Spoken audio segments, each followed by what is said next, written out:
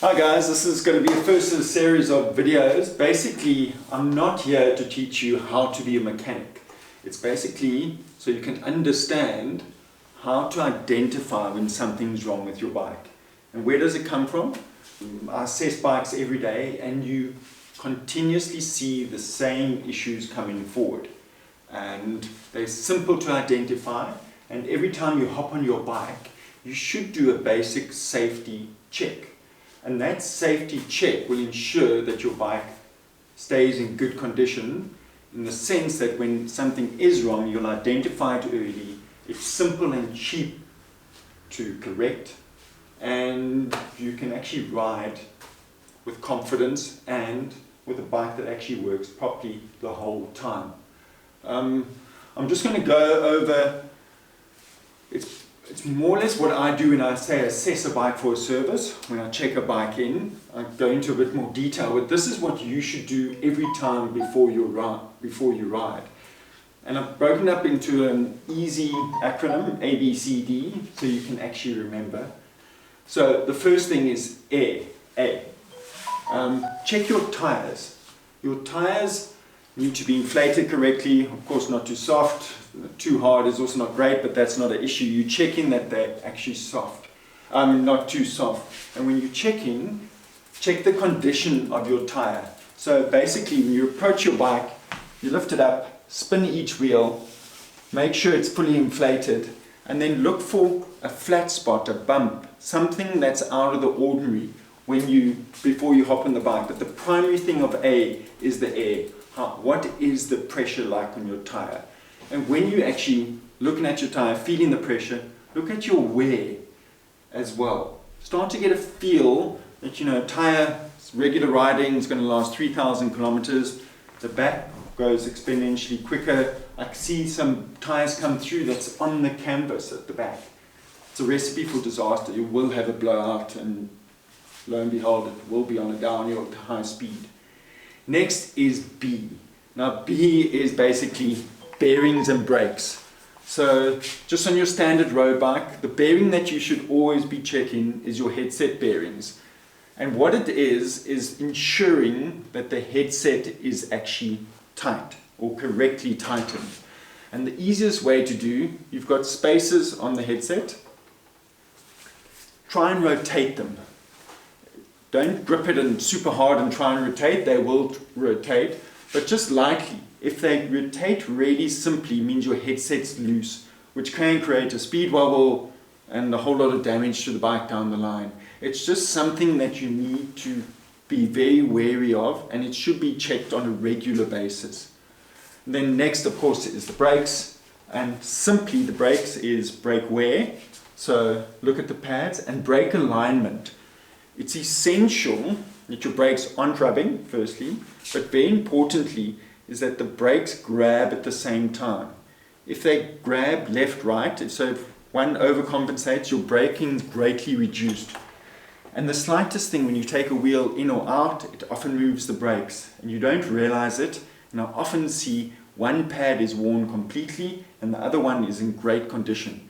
It means they've been misaligned, the bike doesn't brake properly, and of course, not braking properly, another safety issue.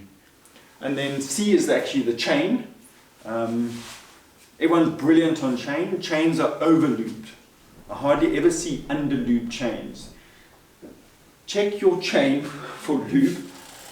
I always touch it, it's dirty, twist it.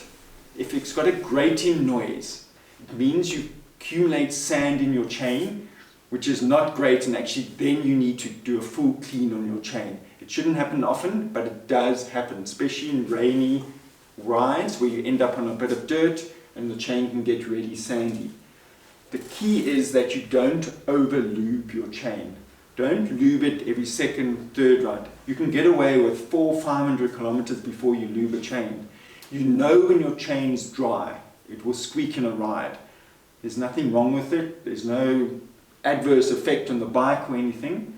But most people over-lube, which creates gunk on the jockey wheels and just a mess on the bike. The The big thing is that if your jockey wheels aren't rolling properly, that little extra friction makes a significant difference to your performance, but significant. If a bearing gets seized or gets stiff, you'll feel it completely, like you'll almost blow. So when you're looking for a chain, just back pedal the bike, make sure that it is lubed correctly.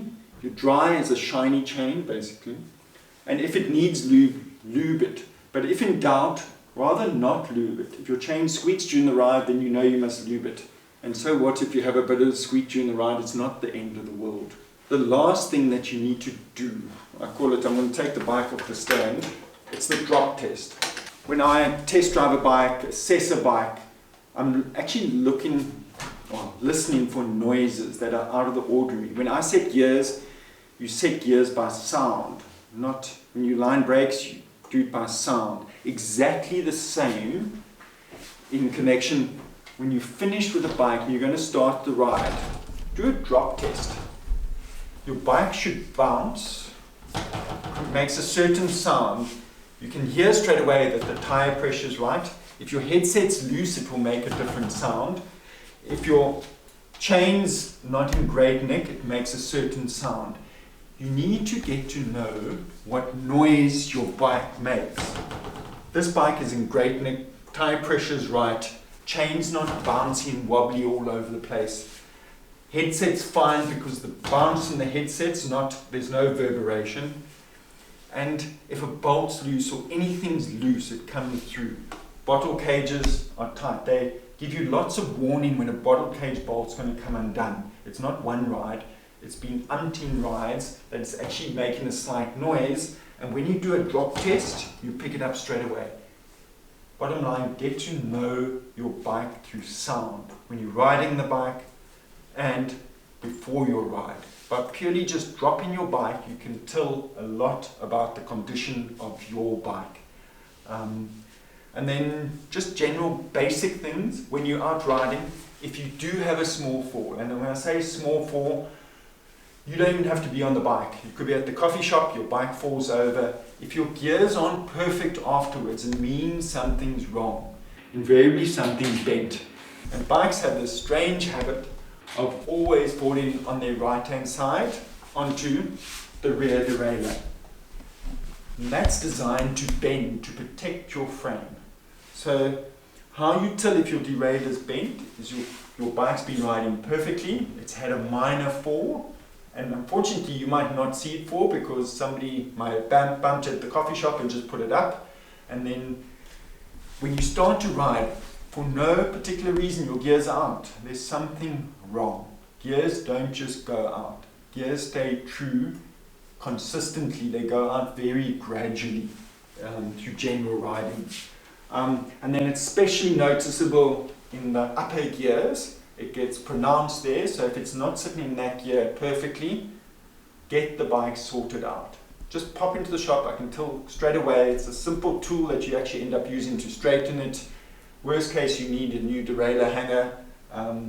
But the big thing is, the risk there is that when you change into your easiest gear, the rear derailleur goes into the spokes and it can cause a major accident and can cause major damage to the bike, from damaged frame to rear derailleur to wheel. A very expensive mistake. So if your gears go out randomly, stop and think why. There's normally a reason. That's the basics.